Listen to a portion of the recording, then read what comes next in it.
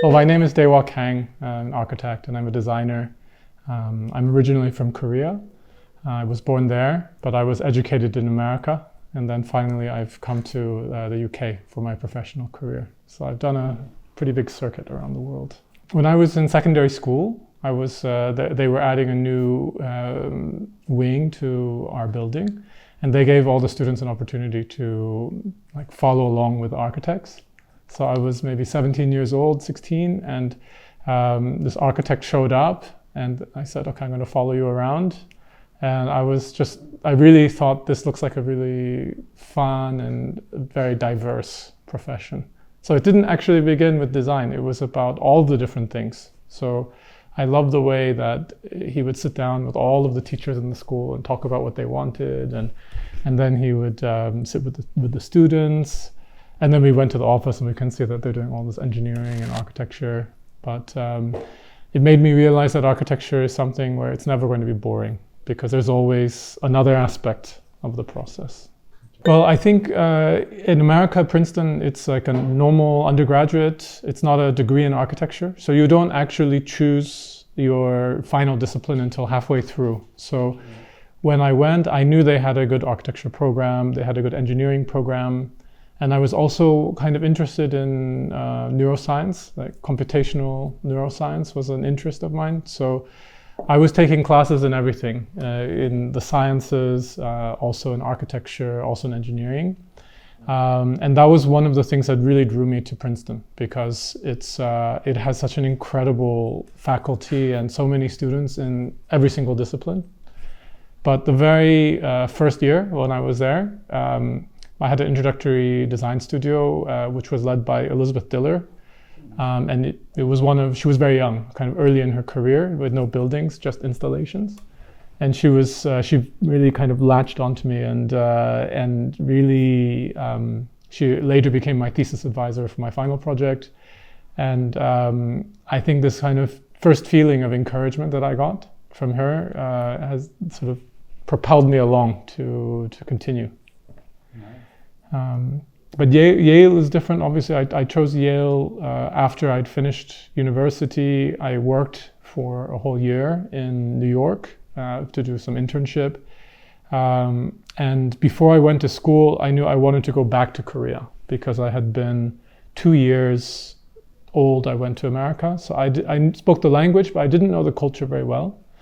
So I spent a full 2 years in Korea after New York. And I was living in a very small town in the corner of Korea, 5 hours away from Seoul. And so I was doing a whole exploration into architecture in this context, very removed from a kind of normal architectural context. And finally, it became time to choose my master's degree, and it was quite a difficult process to choose, actually. It was very dramatic choosing between going to Harvard, where my professors had always told you if you did Princeton undergraduate, it's very conceptual, so go to Harvard and learn to become a corporate architect. And I went there and I realized maybe this place is not for me. And then suddenly I had no idea where I belonged. So then it became really a big juggle to figure out where I wanted to go. So I've been living in London now for 19 years. So London is definitely my professional home. There's no place on earth that I feel more just grounded with my work than London. But Korea is my spiritual home and my kind of heritage belongs there. So when I hear the God Save the Queen, I don't get so emotional. But if I hear the Korean anthem, it always brings a little bit of emotion to my eyes, I think. And I think that time in Korea, because the place where I went was a very special place. It's called Gyeongju, and it's not far from where I was born in Busan. So it's about 1 hour north of Busan. And it was the capital of, it was a capital for about 1,000 years. So from the 1st century until the 8th century, it was the capital of one of the 3 kingdoms, the Shilla dynasty. And then the Shilla kingdom, it unified Korea for the first time in the 7th century. And then Gyeongju became the capital of all of Korea for another 300 years. So this was a place where it's full of the tombs of kings, the most incredible Buddhist temples, many important archaeological things are there. But then they moved the capital north because it was really far from the center of the unified Korea. And so 1,000 years, it's been a sleepy town. So it was this tiny little town with almost no foreigners at that time in 1999, 2000. And that was the reason I went, because I said, if I'm going to go back to learn about my heritage, I don't want to be spending a lot of time with a bunch of other international people. I really want to be just immersed in Korean culture. And so this place became very much my sort of spiritual anchor, I think. And the time I would spend, like lying there on top of a tomb of a king, or sneaking into a drinking pavilion on an artificial lake that had been built 1,400 years ago, and with a friend, and just having our own Korean hard liquor, some soju in there, while looking at the moon. These things were possible in that time, and somehow there seemed to be a destiny that led me to architecture. So I was there being paid to teach a few days a week at a university, just teaching English classes, some other classes. But very quickly they discovered that I spoke Korean. So then they started to ask me to give lectures in Korean, and it was because it's a historic place, they brought us with many, they were training tour guides. So I said, we want you to talk about world cultures. So then I started talking about the different places I had seen. And meantime, I was traveling all around Korea to try and explore the Korean traditional architecture. So this was something where I think even in 1999, 2000, there was very little outstanding contemporary architecture in Korea. So I would go and try to do some drawings, but there was not much to draw. But many of these temples in the mountains were incredibly beautiful. So I just found myself in all of these places. And the more time I spent there, then I started to meet a kind of expert carpenter, experts in history, and I latched on to these people who were traveling all around and teaching us all of the detail and the technicality that goes behind the traditional architecture. And this was really blowing my mind. And so I started to really get a grounding in the mountains of Korea and all these traditional buildings that remain. But at the same time, these same people said, oh, you speak English. We're just applying for a youth travel scholarship from the Korean government. Can you be part of my team? And so I joined this group of 15 other under 25 Koreans. And we got a massive grant from the Korean government just 5 or 6 months after I arrived. And the original plan was to go to Egypt, Iran, and Iraq, and to compare the stepped pyramid structures there with the ones that they found in North Korea, and to compare and contrast. In the end, the budget was a little bit too stretched, so we spent 12 days in Egypt. But that was just incredible introduction to my first time really in Europe or in Africa, and that began a process of really architectural exploration. So I went to China, I went to Japan. Again, I was funded to go to Spain for a workshop, and so I stopped in Istanbul on the way. So I was in Turkey, and so this whole time in Korea, that was really my first encounter with this architectural heritage of Eurasia, and so I think maybe this also really colored my experience and anchored me more in that place. One of the spaces that I always describe as a powerful place that has moved me is the La Gran Mezquita in Cordoba. So it's, I'm sure you guys will know, but for anybody who doesn't know the building, it was built by the Muslims in the south of Spain when at the height of their power. And they made the most beautiful arcaded gridded structure out of sandstone and white stone.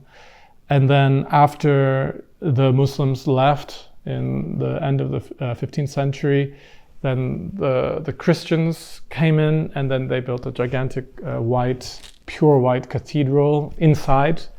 And the way that this was done, what you realize is that, of course, there's an element of cultural violence there, which is, of course, it's something that happens in our history and our society. But what's interesting is, even within this expression of conflict through an architectural medium, that you can see that the architects who worked there to insert this new building had deep respect for the architect who came before them. They respect the grid, they integrate all of the bays. Even you go in and there's a moment where you enter this dark, low mosque with this endless grid. It's very, very Islamic in its impression. And then suddenly this bright white light draws you. And when you arrive, you realize the moment that you arrive at the cathedral, on one side is all of the Arabic ornamentation on one side of the arch. And on the opposite side, then you have all of the saints that are carved in. And somehow all of this has been integrated in a way that it could actually be one architecture.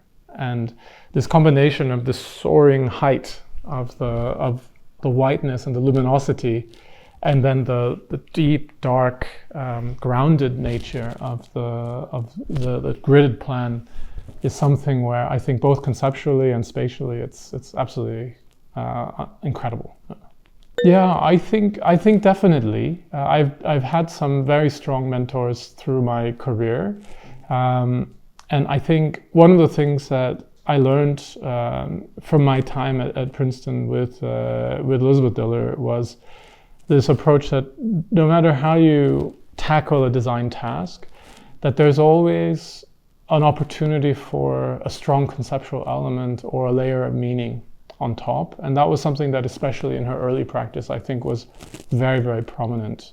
These were often installations or engagements with an existing context where the architecture sort of parasitic and would help to tell another story about the way that building was being experienced.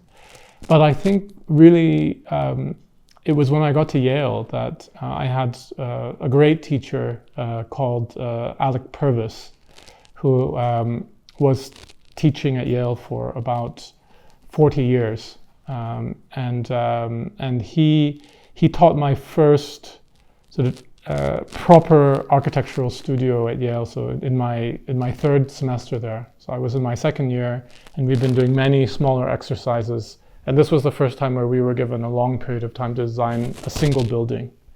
And he was leading that studio.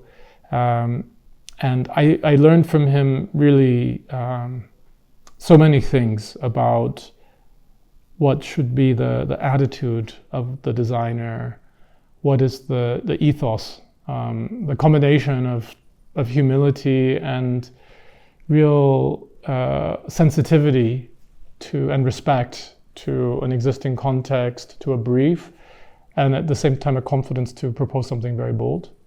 And I think for me, architecture is very much about finding the balance between these two things. That we have too much architecture in the world that is too shy, but then we have too much that really is too irresponsible. But to find the way to make something that is respectful but also bold and unforgettable is very, very challenging. And I learned that from him in school, but even now, he's now 87 years old, and I still see him every time when I go back to Yale and I go back to New York. I saw him just last year, and we had a long lunch together, and then we were walking around seeing all of the new buildings that have been recently added to Yale, and seeing the old buildings, kicking the skirtings, pushing on all the details, talking about the facades and the massing strategies, and critiquing all of the work that we do here in our studio as well with him. And it's been more than 20 years. He was my teacher in 2002. So it's been 22 years, and he's still engaging with his student and talking about architecture and still being critical to say, how can we make this better? What's the idea behind this building? I think you've got this bit right.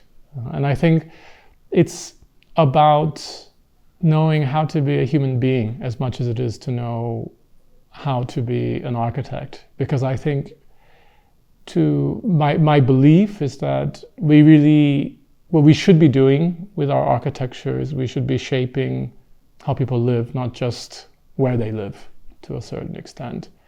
And from that, you have to start with yourself, I think, to know who you are as a person and what kind of approach you take to other people, to society, to responsibilities. And I learned that from him as well. He's very respected as a human being by everybody who knows him.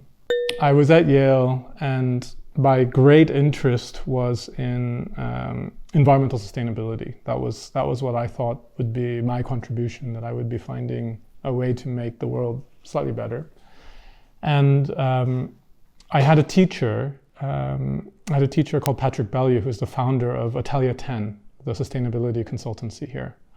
And so he had just started teaching. It was his first year. He still teaches at Yale now, 20 years later, but it was his first year teaching, or second year. And so we really got on very well. And so I thought, okay, I'm going to talk to him about how I can find my next job. And obviously with Alec as well, he cared a lot about this topic. And it came time to choose my studio teacher for the very last term. And I thought, well, there are all these options. And I saw Zaha Hadid on the list. And I said, she's definitely not really passionate about environmental sustainability, but if I'm going to spend all of this time doing that next, why don't I spend a little bit of time just trying this as an experiment? And so I took this studio with Zaha, and it was kind of a special studio in 2004 because it was during our studio that she found out she won the Pritzker Prize. So she was obviously in a very good mood with all of this. And somehow, I'm not sure how it happened, but she really latched onto me. And this was before iPhones or anything like this. And we all had these little Nokia bricks. And I don't remember how she ended up with my phone number, but somehow she had my mobile number. And one day we were all working in studio and we had no idea what we were doing. So we always worked very late. I just get this text message on the little Nokia brick, and it just says, "Are you working?" And it must be 1 a.m. in New Haven. And I was like, oh my God, hey guys, like it's Zaha. She's asking if we're working. And she's like, who's there? Who's not there? And I was like, yeah, they're all here. Don't worry. It's like, don't worry, we'll just cover for you guys. And so this became this kind of, I guess for some reason I was not really very exceptional designer in the studio, but somehow we ended up communicating a lot. And so when I finished at Yale, I talked to Patrick Bellew, I talked to Alec Purvis, and I said, I've gotten these different interviews in New Haven and New York, and I think these are interesting jobs, but I'm not sure about them. And they said, oh, well, we can get you some interviews. Like Alex said, oh, I know this guy at Arab Associates. They're really into the sustainability. I'll get you an interview with Mike there. And then Patrick said, oh, I'll get you an interview. Ken Shuttleworth has just left Norman Foster a month ago, so he's setting up a studio. Why don't you talk to him? And David Adjei just set up. He's hiring. So why don't you go and have a look? And so I came all the way to London, and it was my first time here, and I was doing all these interviews, and I said oh, I should go see Zaha. And so I got in touch, and she said, oh, call the studio and come visit us. So I went there, and Zaha just assumed that I wanted to work there. So she immediately called Patrick Schumacher over and said, "Oh, so who are you interviewing with?" I said, "Oh, David Edger, oh, he's very artistic." Or Ken Shuttleworth, not sure. And then Era, engineers. And then what's this portfolio? And you can sit over here, and and I still remember they were already offering me this starting salary like on that day. And I realized that, again, if I want to, I could have an experiment, maybe just a year, just 2 years, and I could go back to America and do my thing, but I could really learn a bit more about form. And then I was there with Zaha for 10 years, and I taught with her at Yale when she went back, and so she became another person who taught me many things. Yeah, Zaha had asked me very early in my time there.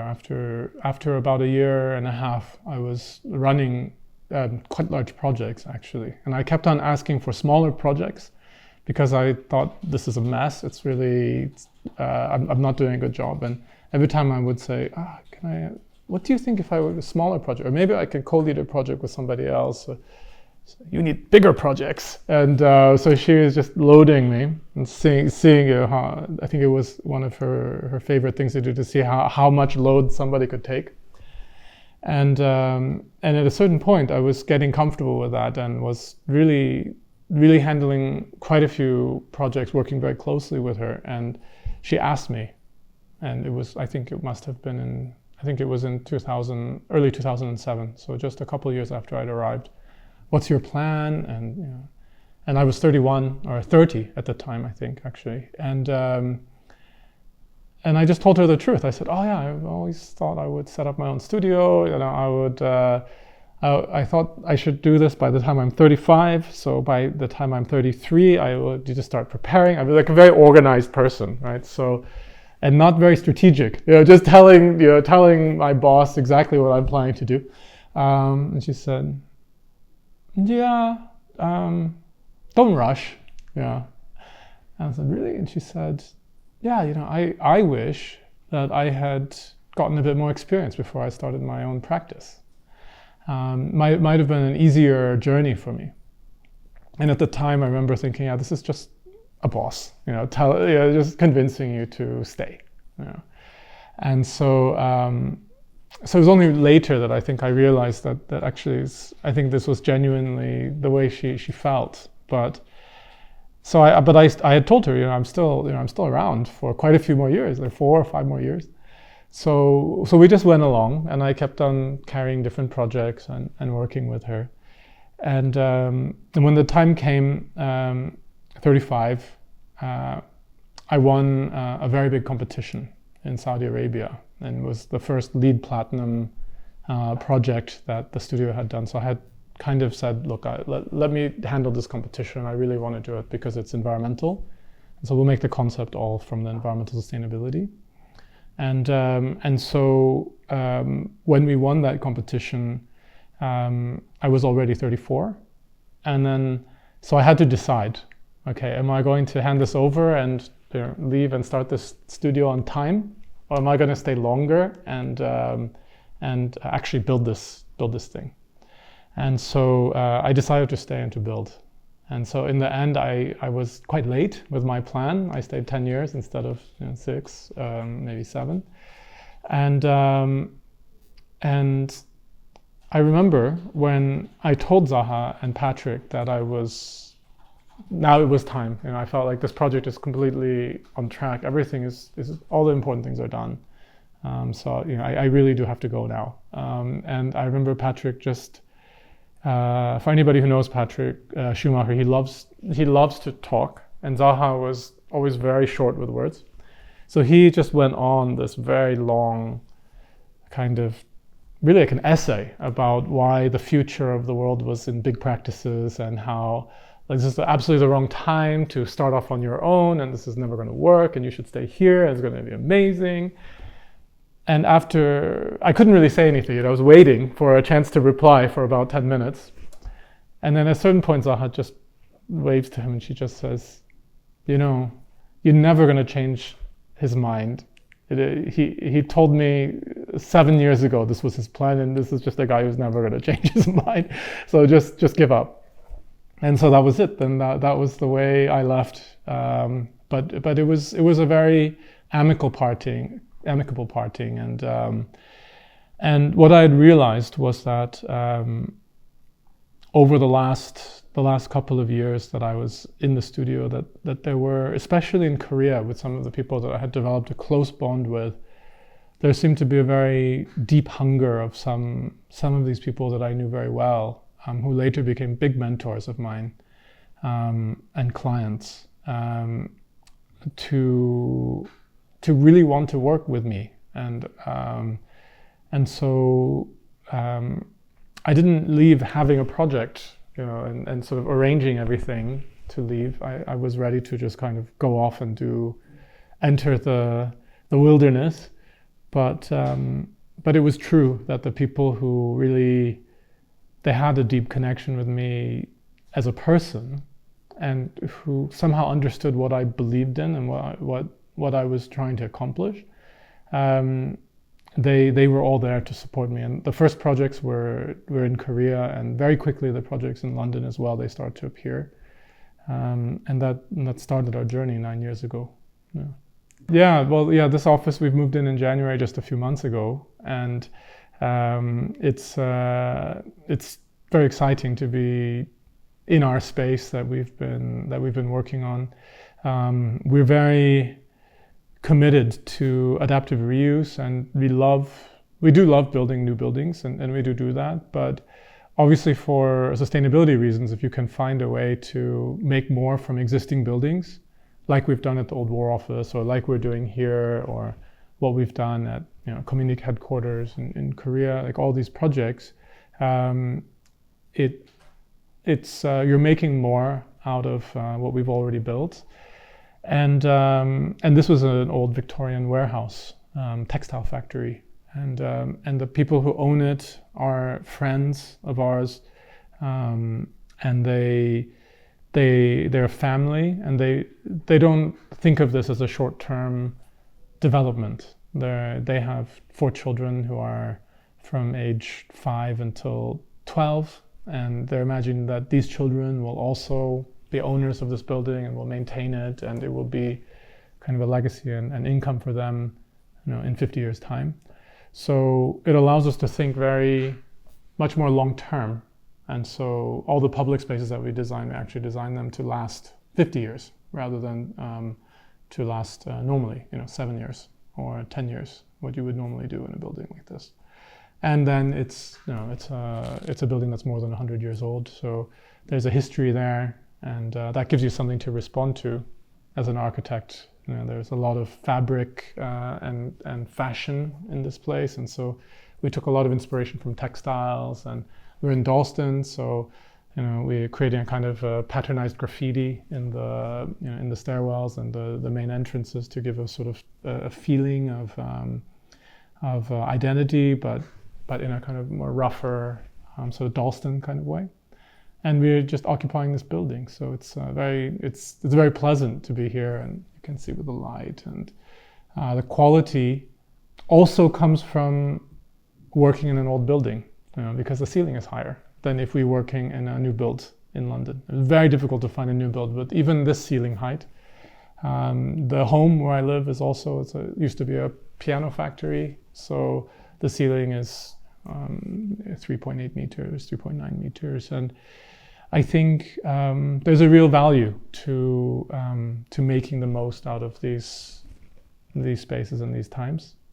So we're trying to make the office really as attractive of a place as possible. So rather than to try and force people unwillingly to come and work from office, I think the longer term vision for us is to make this really a place where it's even more beautiful than your house. It's even more comfortable. You can be more productive, and of course you take a couple of days where you might work flexibly from home, just for convenience and for comfort. But you'd be very kind of eager to get back to the office to work from here.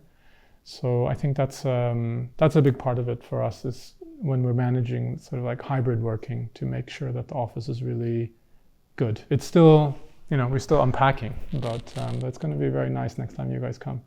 Well, I think there are a couple aspects to your question. I do believe that you need to work in your home.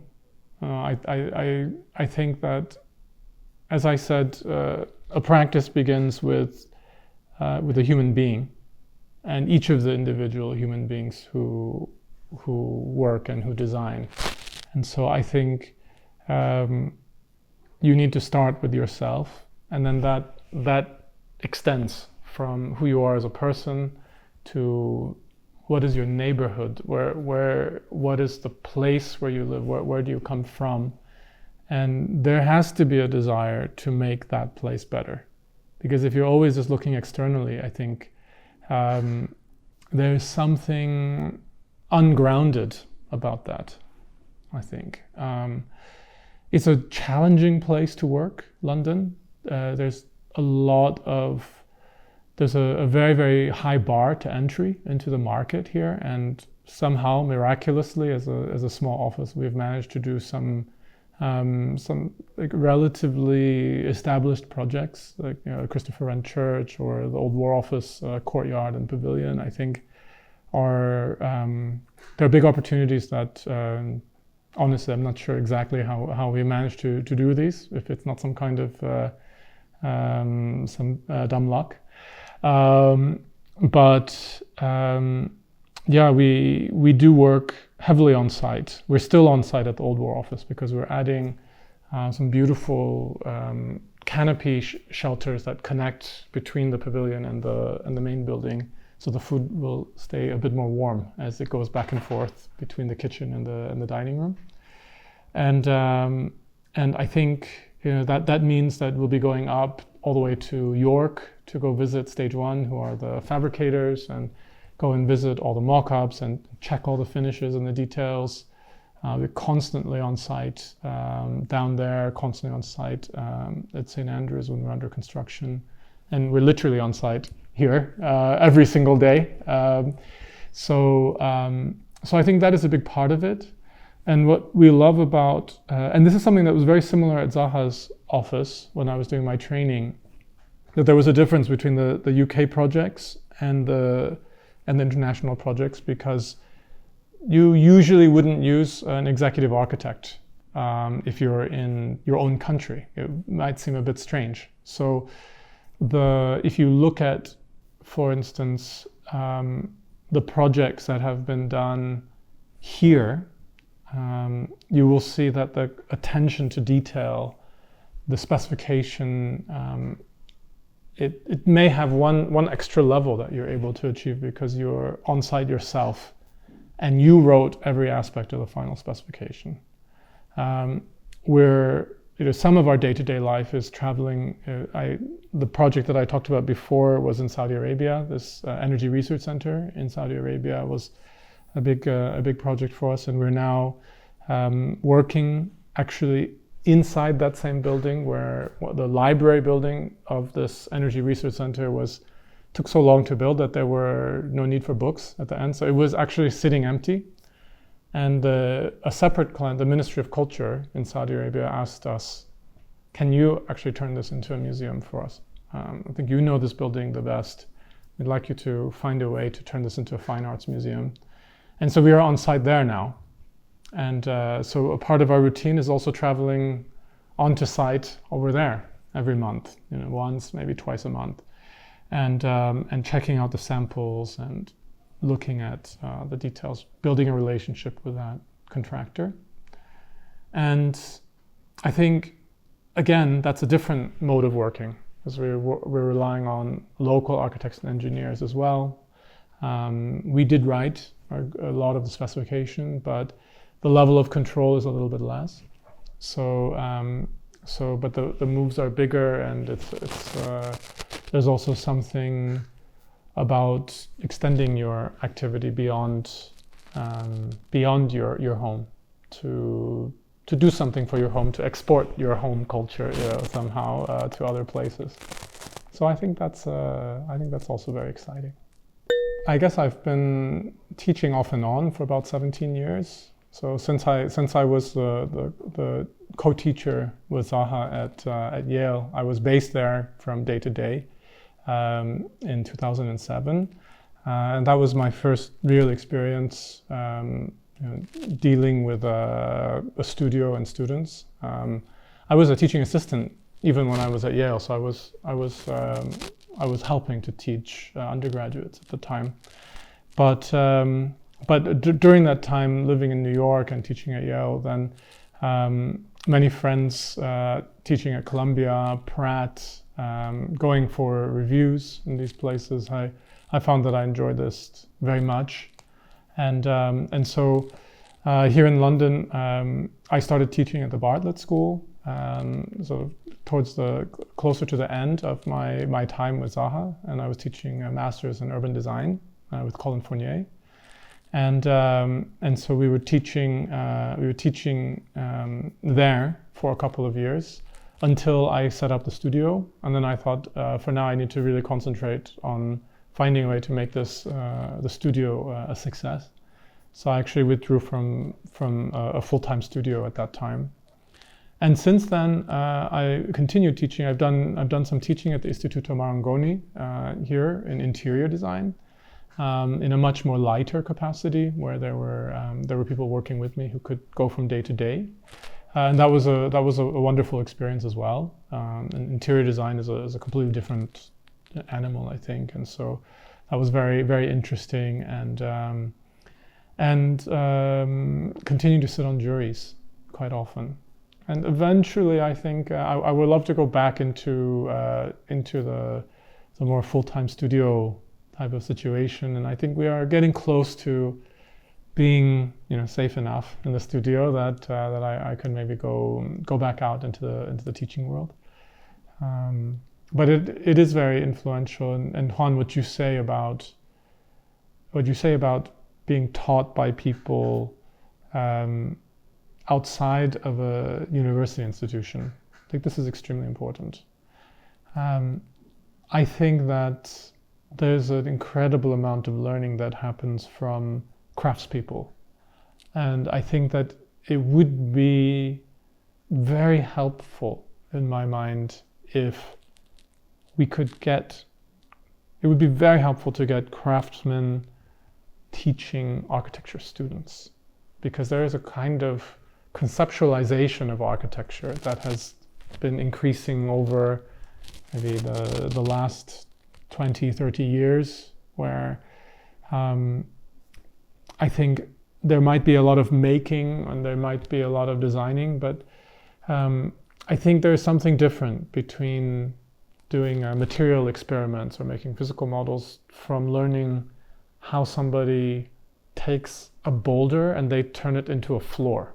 And I think that there's something actually very fascinating about that, or how a piece of metal can be shaped in so many different ways into the shape that you have in your imagination. And maybe this goes back to that, learning on site from these master carpenter. That's what we call them. It's called moksu in Korean. Moksu means the wood hand, the person who can shape the wood with their hands. And there is still the tradition of the master builder in Korean traditional architecture. It's not you're an architect and then there's a contractor. It's you are the master carpenter who comes in, and you know all the different joining techniques. You know how things are cut. You know what kind of powder was put on that column to give it the color, but also to repel the insects. And I think this kind of knowledge feels like a deep knowledge to me.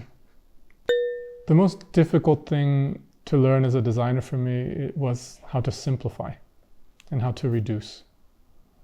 And I think that perhaps is a journey that goes in a circle for me, because I saw all these buildings in 1999 and 2000, and so the contemporary architecture where people say, oh, it's modernism, so there isn't a lot of ornamentation, there's no detail. Isn't it nice and simple? And I said, no, it's just boring. It's bland and ugly. And so then I would go and see Confucian Academy, and it's so intense. There's so much going on. It's like red, green, white, blue, black, millions of little shapes everywhere and details.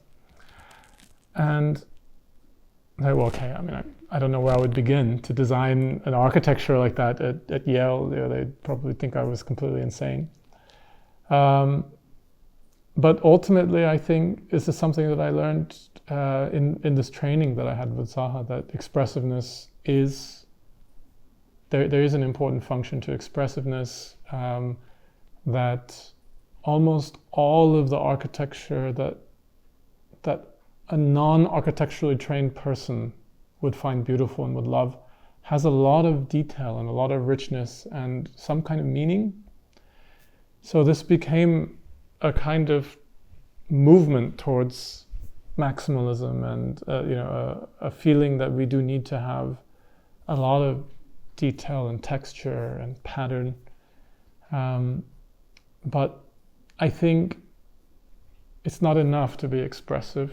And I think what's really powerful is the thing that is, I think there was an architect in the 20th century, maybe it was Mies van der Rohe, who said, like, it's just the moment when you just can't take one more thing away that compromises the quality.